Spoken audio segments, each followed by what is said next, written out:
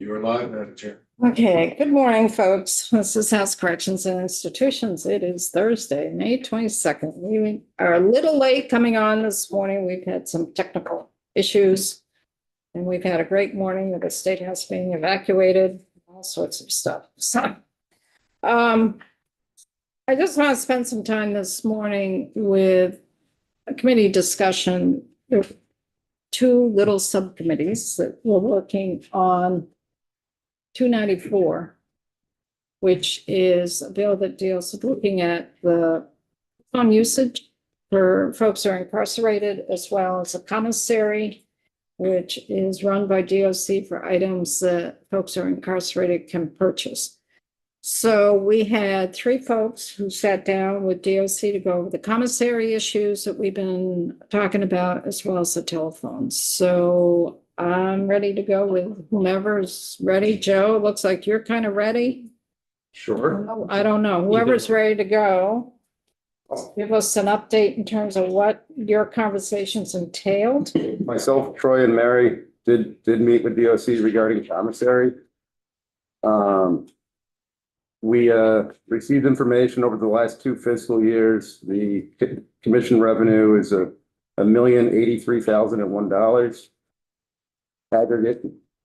One thing I could have sworn we received testimony that there were no salaries being taken out of it. However, in today's rendition, we were advised that $572,000 or thereabouts came out of that $1,083,000 for salaries. So let me just get this down. How much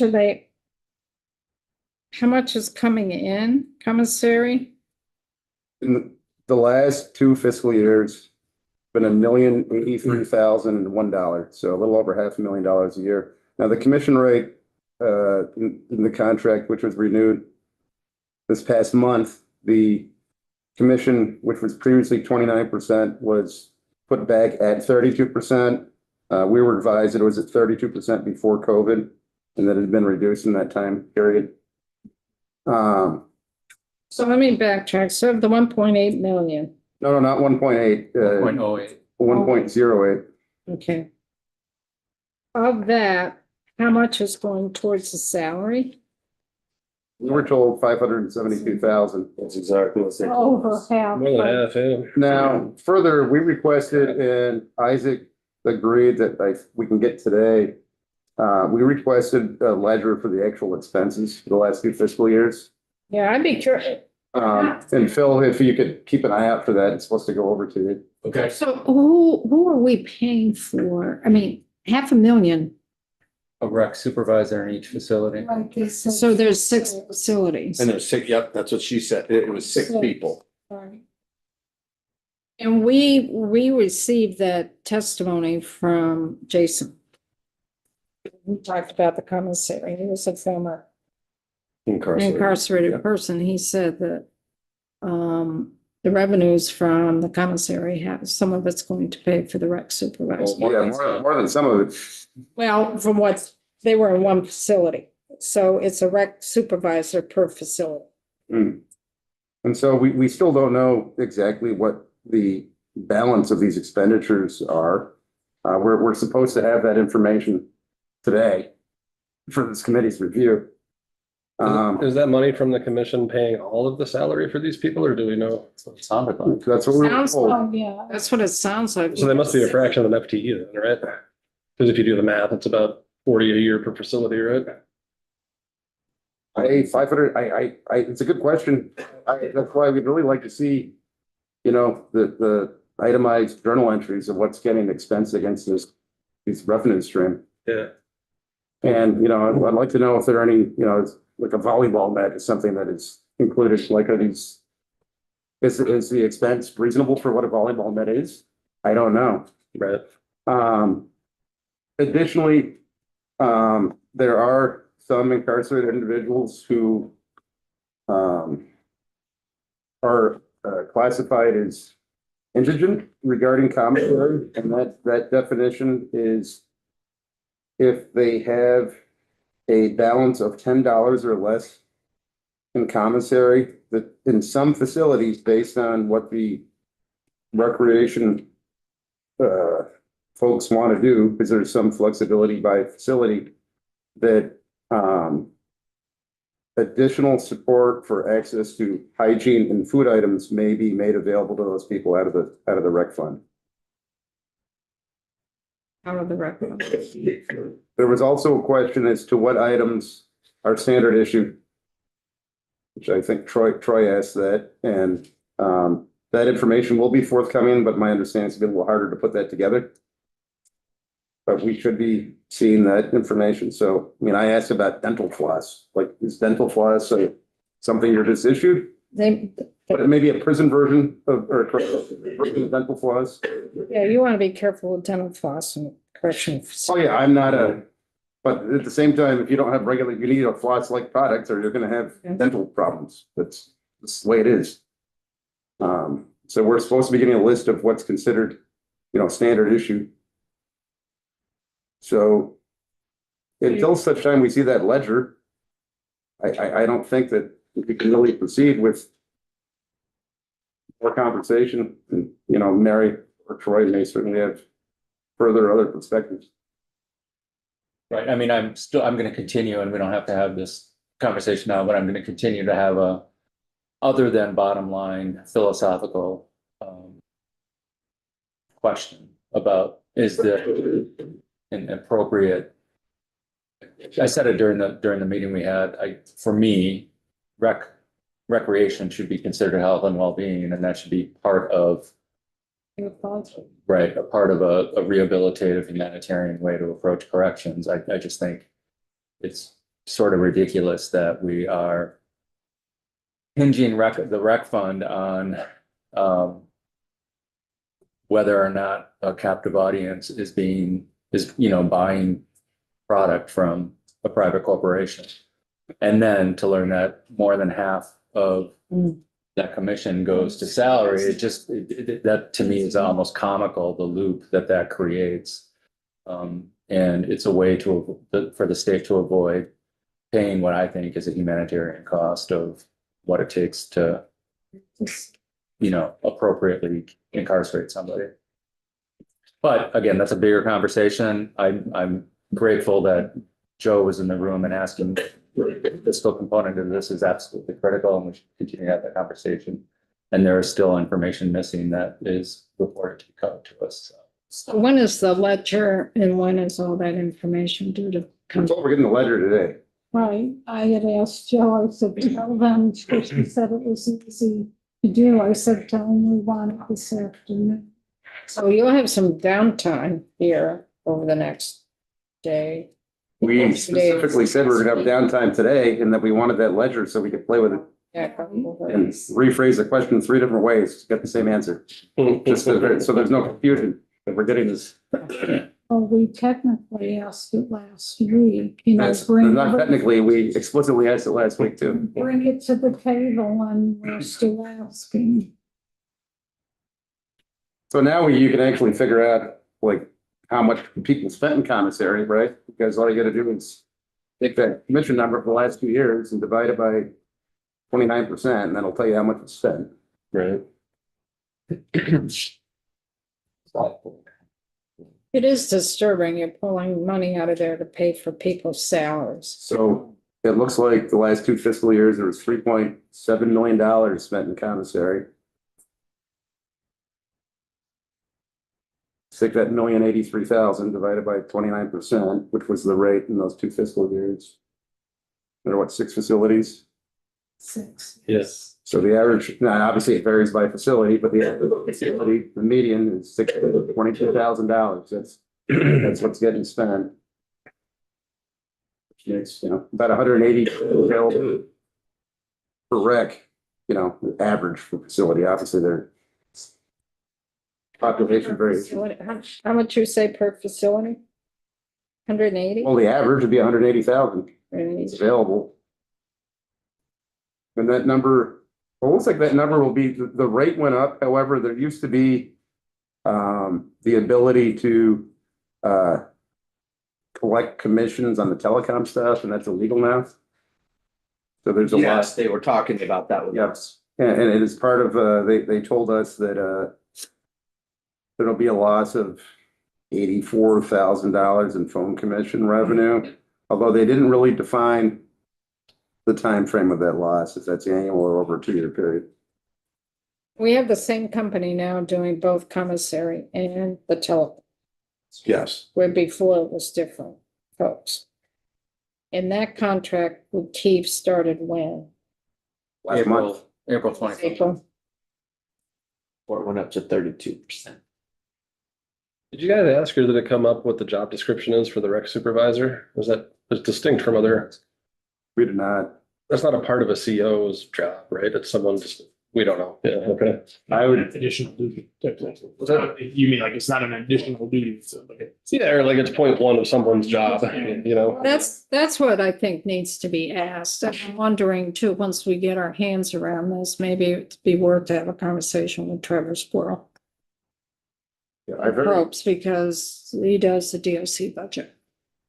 Oh, and he'd probably have something that granular. Oh, okay. Well, he might, or he could ask it a different way. Yeah. right, But if we end up next year, because we'll be working on this, I'm assuming next year more than this year. Our recommend could be that the rec supervisor salary gets picked up out of the general fund, which puts pressure on the general fund. But we need to have those first conversations with Trevor. yeah, I mean, it would be great once we can, the actual expenditures that are coming out of that revenue stream. Until then, it's just conjecture and there's not a whole lot. Yeah. Well, keep working on it.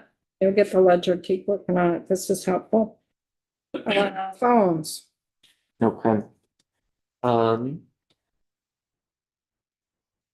So our first question about data storage and security. So all the data that's assumed on the tablets is stored for 3 years unless provided to the state at the termination of the contract. And so what we found out is that that's open to negotiation on how the data is handled after the contract expires.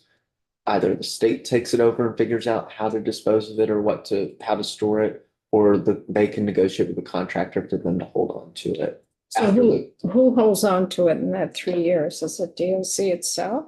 Or No, right now, while the contract's in effect, they're storing the holder of the- ICS solutions. They're the ones that are storing 3-year data, but the question came up about that provision, of, well, what happens if that contract changes? And they said, well, the data that's stored then, we figure out how to hold on to it from there. So that's kind of up in the air. There's different avenues they could take, but So is that in the contract, what happens to that data, or it gets, it's gonna figure it out? sounds like what it says in the contract is that they would negotiate how to proceed with that data being stored. So you said it's ICS. Is that the same? Is that They're separate, and that's actually what I got into. Was we talked about how Keefe. So every inmate that comes in is given 2 different accounts. A commissary account that's connected through Keefe, and then the other one, which is their telecommunications account, which is connected to IC Solutions. So they're 2 separate contractors, two Two separate, separate, yes. 2 they're- separate. yeah. I thought Keith was doing both.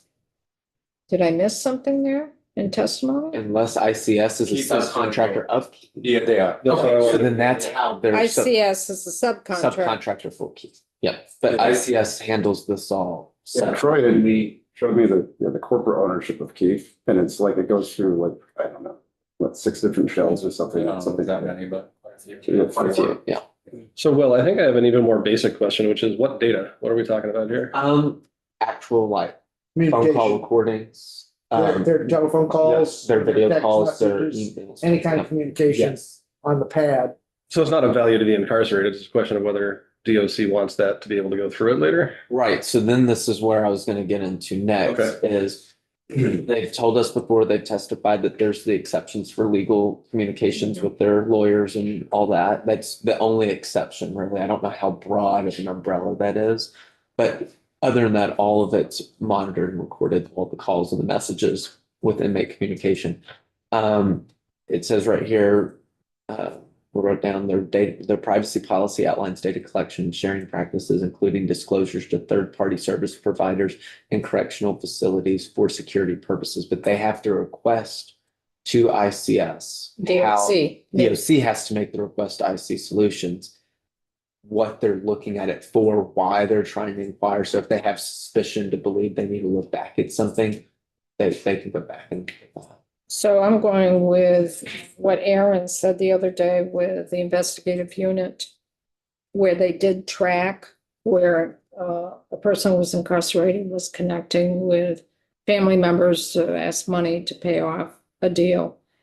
So a situation like that, they could go, could law enforcement also do this, or does it have to come from DOC to request the data? So actually, it's funny. So the example they gave us would make me inclined to say yes, because they use the example of how storing this kind of data is important for, remember they talked about the New Year's Day thing in New Orleans Yeah, where, it's forensic information. If Right. there's a problem later on, they can Yeah. go back and And- see that there was conversation, specifics, and who was involved. Yeah, yeah, and it sounds like that was a law enforcement joint effort with Okay. them doing the investigation on that person that did that crime. And they were able to use this data to get that. so one good thing about having the tablets, you do have a record Right, of the calls and a record of what transpired during those calls.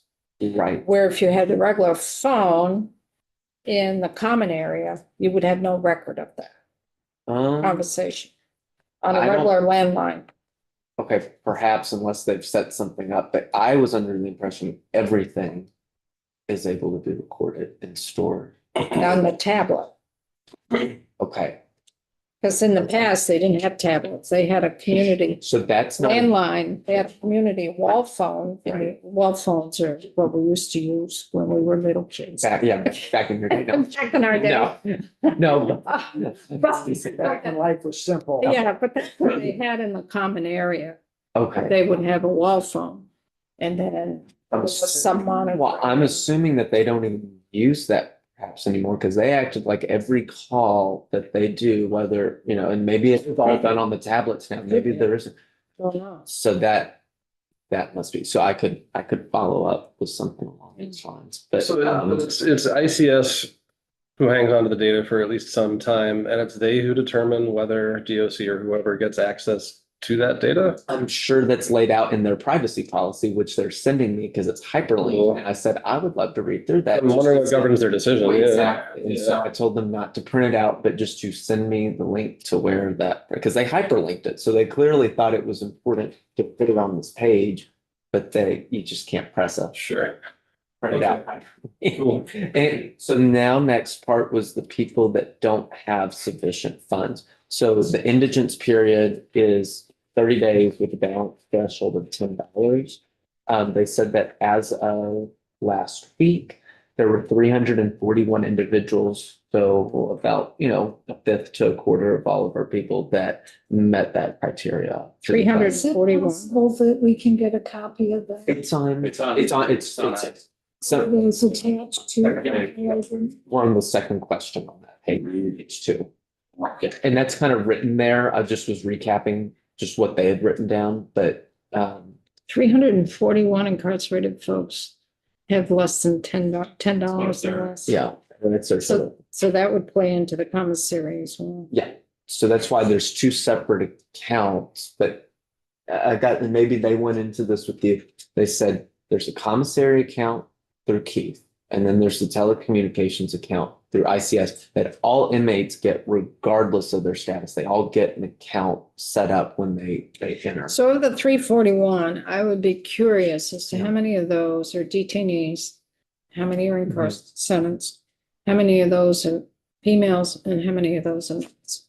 I'd be really interested in knowing that breakdown. Okay. I can follow up with that. Just be curious on the break, and if it's in more, and how it's spread out between facilities. Okay. Yeah. As well. Yeah. So both of those accounts are under what's called an inmate trust account. So I'm assuming those must be sub accounts. But anyway, that's a little off on the tangent. Next part's the total projected cost and demand of if we were to go with the policy, the way it's written of just, taking away any sort of cost. So they talked about Massachusetts and about how it went up 133% call volume wise.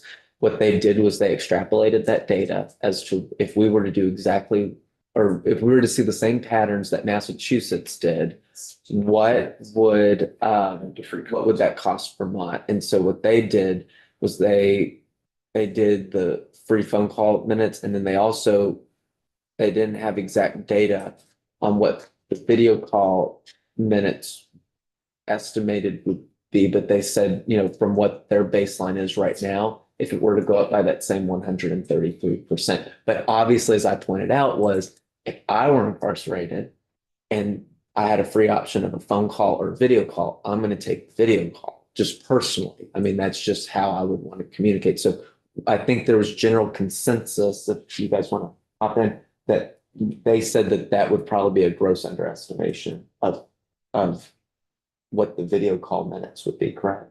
Yeah. So my It's a lot- question It's a lot more expensive, yeah. It's Yes. 25 cents per Right. per minute. versus 3. But my question is, are we comparing apples to apples in terms of the baseline, in terms of what was available to the person who was incarcerated in Massachusetts before the state took over providing it and paying for it versus what is available to our folks right now? Are we comparing apples to apples? Or was there more limitations on the Massachusetts folks in terms of what access they had to begin with? So you're wanting to know So- like how we have 2 free phone calls a week. You want to Well- know like what masses was? like, if Yeah, it I was- mean, maybe okay. there was a lot, maybe they didn't have as much access as as a Vermont person currently has. It's So possible. then it's gonna go boom, Right. where right now we may have more access, so you can't start from a basis of Massachusetts saying, oh, it Right. went up 133%, so it's gonna go up that much here. And it's You gotta find what your baseline is, and the baseline may be different. I'm not saying it is different, but- yeah. you gotta. But we need to have, we need to have that. And And the other thing too, that I think is important is Massachusetts. Did they do folks who are also detained in county jails? Or did they just do sentence folks? Was it just in the state system? It was just the state. So you're only dealing with folks who are sentenced. You're Yeah. not dealing with folks who are detained. It was 6,000 people in state prisons. So you're only dealing with people who have been sentenced. You're not dealing with the detained population. So the detained population may do more phone calls than those who are incarcerated because they're speaking more with their lawyers. There's maybe speaking more with their family. That would be on the Vermont end, not on the Mass end.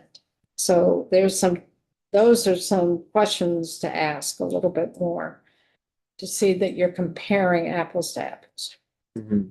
And then just a remedial basic math question. When you say 133%, is that an increase of a third or is that an increase of 4/3? that's more, yeah, 4/3. 4/3, okay. That's- More Yep. than double. Yeah. So yeah, they just walked through how they calculated it. And again, that's an estimation.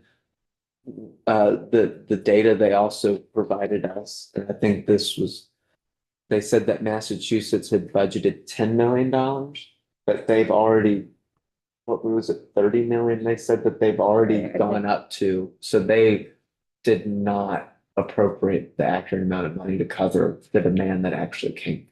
So, and how many sentence folks again? 6,000 in Mass. Yeah. And That's 6 times what that's not even, that's almost 6 times what we have. they, We have about 900 to 1,000 sentences. they said they budgeted $10 million and it's up at $30 million. So that's bad math. Bad math on Massachusetts. So we're not gonna do bad. math. So when did that happen? How long ago? This was just last year. For FY 20, 2022 through 2020. Yeah, okay. 2022. at fiscal year or through calendar year? Is 2024. that calendar This is year? October No, 2022. Okay, See this graph? yeah, And then it ends October 2024. So 2-year period. And you saw the abrupt, massive, yeah. So I would really like to know that baseline, Okay, what they had available to them versus what folks in our system have available. Because So- that may change quite a, maybe they had very little available to them, like maybe one phone call a month or something. yeah. I don't right, know. Yeah. I don't know. So I can follow up with that, or we can follow up with that. And I can't, and I wouldn't come out and say, well, it's gonna cost us in Vermont $30 million because they're doing it for 6,000 people. Oh, yeah, no. They estimated it on page. Yeah. It's just that it was threefold. Fold, Right. exactly. What they Assuming, thought it was gonna be. so assuming 1,500 incarcerated Vermonters make both phone and video calls at the same rates as those incarcerated in Massachusetts, Vermont DOC could expect an annual minimum budget pressure of 1.141 million to cover free unlimited phone calls and video calls. That's their estimation, 1.141 million.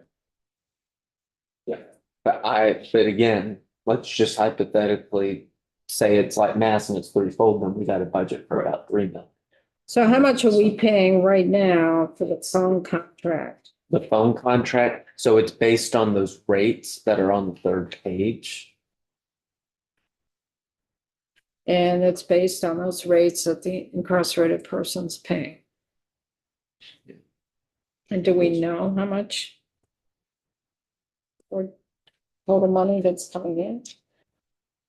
On that? They said it, hold on, It's at the bottom of page 2. yeah, it's about 75,000, so it's 9,000, it's 900,000 annually for the phone calls, and then it's 240,000 for video calls annually.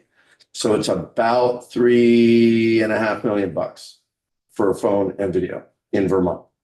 No, that's not. No, that's not right. No, That's 1.1, isn't it? It's and 1 point something. I'm sorry. no, because that Not million. figure, that last paragraph, remember, they said that's what they used to calculate what they would expect it to cost if it were free. Correct. So that's Oh, so not it's what it less than actually that. costs. It's less Yeah. than that. And remember, I asked them, I said, looking at those rates, I was like, what's the profit? And they said, we can't make profit anymore, or they can't make profit anymore on all the calls, those first 3, in-state, interstate, and international, because of new FCC regulations.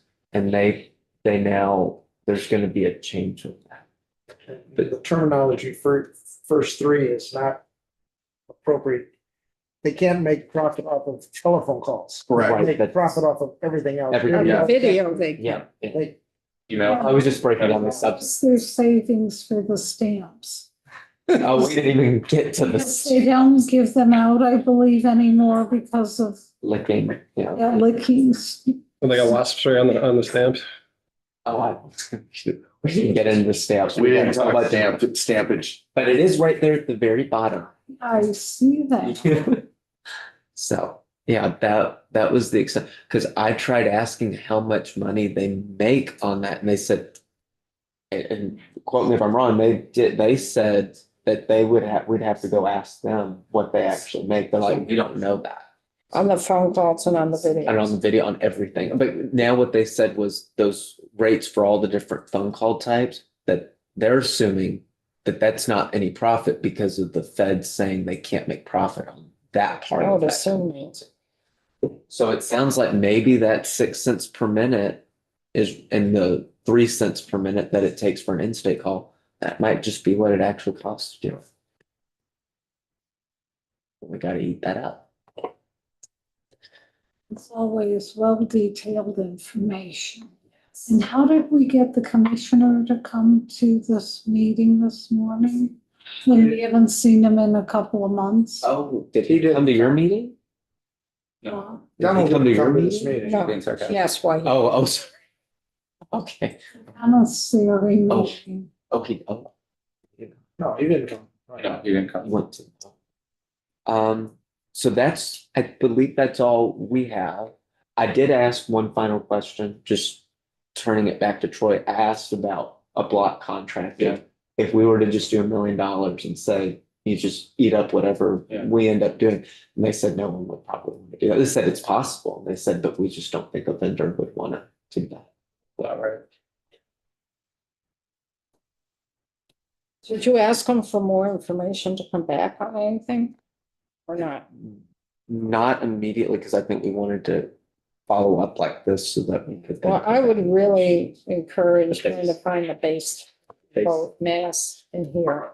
See what the mass contract, what was available prior to the state taking it over. So I have service. Oh, what they did before they went to free phone calls? Yeah, to Okay, compare with what we are Okay. They doing weren't- now. they got it. Because I mean, you could, probably make a pretty good bet that they weren't doing exactly what Right. Vermont's I mean, doing right now. the person who's incarcerated may have been allowed one free call a month or a week. And And you gotta compare what they had available to them prior to the state taking over this.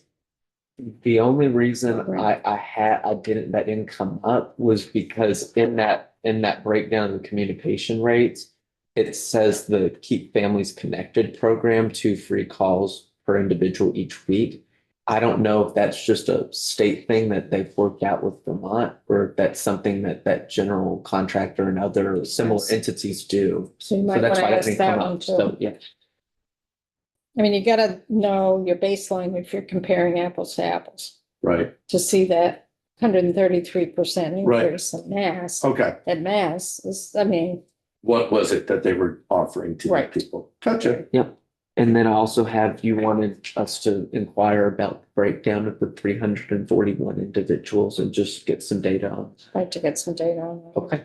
Yep. So that one, and then I'll follow. Okay, come on. Other things that committee. So for what it's worth, I'll try to make it brief philosophically, rather than getting into the details. I think both for commissary and telecommunication, state should be paying for anything that's necessary for be humane and for restoration. But other than that, we shouldn't be picking up any tab. Now, how many phone calls is necessary to be humane and restoration? I don't know, but the videos, the voice messaging, the sharing and all that is, in my opinion, a luxury that isn't afforded, because part of being incarcerated is punitive, and everybody on the outside doesn't get that for free. And if we want to up the number of free phone calls using the pads, I would be all for that. But anything above that, I don't think is appropriate. And for the commissary, if they need to buy dental floss, that's a bad example because it's dangerous. We should be providing dental floss. They shouldn't have to be paying for We have dental a, floss. we have a list coming of Yeah. what is considered basic needs for Right. commissary. The one big issue that came up too in this meeting that was a little, that you have to take into consideration, it's not as easy as just giving them the free phone calls. You have to still monitor them, and they do not have the people to do that. If everybody's on their tablets at the same time, In the in their cells. rooms, themselves, they That's the can't issue. monitor it, and that's There- what's And it important. becomes overwhelming for the people that are working there, so there can be a lot of nefarious Mhm. phone calling going on and things talked about, and they gotta really be able to manage that, and this would be unmanageable, so they would have to add more people. And as we all know in this table, that is not gonna happen. But it was my understanding that it's already the case that it is unmanageable, and so they're not monitoring. It's only if they become aware of something that they go back and look. Correct. So this would not change that. I mean, it would multiply the problem, but it's not gonna change FTEs. And they have Yeah. an approved list of folks that the inmate can connect with. Yeah. Yes, that was another. So it's just something to think about. That was another thing, sorry, I missed that, about the work they do to prevent victims being contacted by inmates and folks on that side. Our correct DFC is working with, in collaboration with Chicago group. What was it called? Chicago, I don't recall. It's not Chicago Hope, it's Chicago something, a Chicago group that watches commissary. She said, Kristen thought we were one of maybe 3 or 4 states that they're working with, and Kristen thought that that might be some good testimony for this transport. Next year. Yeah. Well, I think these two issues, it's just gonna take a lot of work, but I would continue, I'd recommend that we just continue working on it, I think. Yeah, in order to know how to go forward with any language, I think it's really important to do more background information. And really start next session to really buckle down and do it. We might have more data. And also I think it's really good to have a conversation with public school and appropriations. Because that's gonna, whatever changes we may recommend, is really gonna impact the budget, from DOC's operating budget. Because remember, DOC's operating budget, they don't get much help elsewhere outside of the general fund. So this is really helpful. Yeah. I think. I encourage you all to keep working on it Okay. whenever you can. Yeah. Um, Well, the baseline would be good to know so we could compare apples to apples. Yeah. You got next week. We're gonna have a. So this is a good transition. Anything else on these two topics in the bill? So good transition for the next few days and next week. Give you a heads up. We're not gonna have much work in the committee, but our days are gonna be really chocked up. We'll convene in the mornings and then we'll recess for a few hours. And then we could convene to see what comes over from the Senate. And the reason you do that is for twofold. Senate will be amending some House bills that are over there. The standing committees will need to look at those amendments. Do they concur or do they ask for a conference committee? And if they concur, then we can vote on that. If they don't concur, we have to vote on establishing a conference committee. So that's why you have that stop and go. It's going to be a lot of stop and go next week. Be prepared to work into the evenings. Be prepared to work into the evenings because we have not worked into the evenings yet. We could work until 8, 9, 10 o'clock. Sometimes you take a dinner break at 5, like an hour and a half. So just be prepared. Be also prepared. I always say this, particularly for folks who come up here for the week of adjournment. Sometimes you're here on Saturdays. Mhm. And just be prepared. You just don't know. But next week is going to be a lot of stop and go. And that's what's going to be hard to plan anything. So it's going to be hard to even go down to the Historical Society because it's really going to be tough to know when we can get that block of time.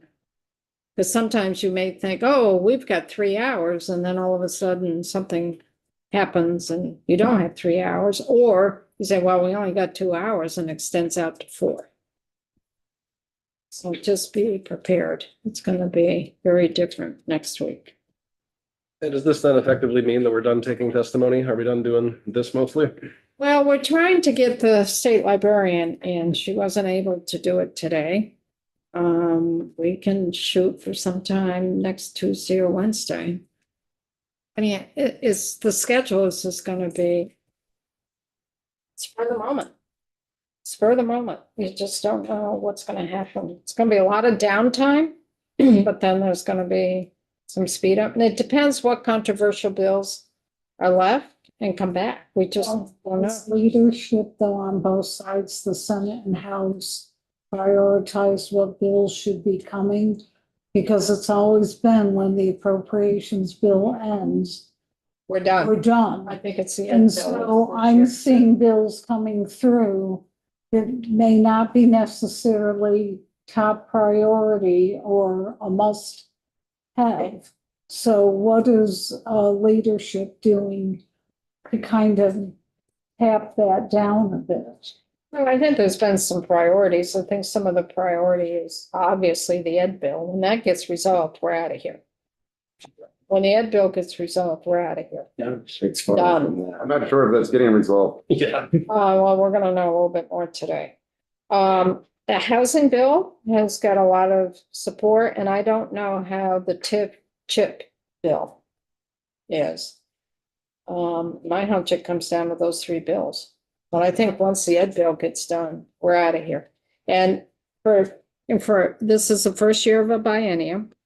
So whatever is on the calendars, be it notice calendar, whatever, when we finish, that stays on the calendar until January, and we pick up the first day in January when we come back where we left off.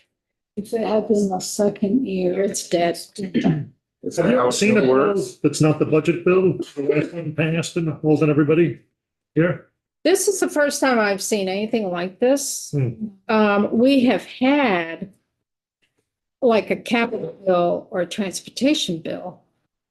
Conference committee be reported on the floor after the budget. Like a day or two, maybe after. Right? No, like 2 hours or an hour Oh, later, right. not the next day. Right, but I've never seen this. Never, I mean, the budget, once the budget is reported on the floor, that's adjournment. We're done. But this year, they wanted to at least get the budget over to the governor before we end it. And also, when you leave something like the budget open Mhm. for a long period of time, got the conference committee that has agreed, but the budget's still more or less open, anything could get added on until you have the final actions. So you don't want to leave any bills, money bills like that open. You want to finish them up and get them voted on and out. Because there's a lot of squirrely stuff that can happen. Yep. So that's why, but we've never seen anything like this, and let's hope we never see it again like this. Because once the budget's done, we're out of here. It's the ed bill. Yeah. So just be aware, next week's gonna be really different. Today's gonna be different, tomorrow's gonna be different. Tomorrow, what they're saying, we're on the floor tomorrow morning. We'll be back on the floor possibly tomorrow afternoon.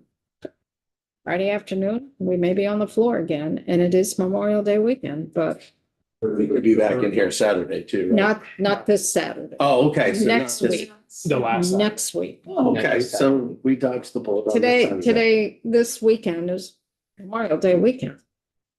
But we may be here Friday afternoon tomorrow. Just be Okay. prepared. But next week is when it's gonna go. Wizards countdown starting. Are we gonna have Monday? What kind Not of? next week. Wizard. Unless it's- Flash Rock's on. No, Oh, because that's it's right. Memorial It starts, Day. They're gonna have a token Friday afternoon. session this Saturday. I think so, yeah. Yeah. Meeting held On the floor, maybe. Thank you for Session. mentioning that. Saturday to move the calendar. Because of my. Yeah, maybe that'll be planned in the If there's computer room. nothing else, we can finish up early. What's, or- how long's that list? Come on. 500 caps. Okay.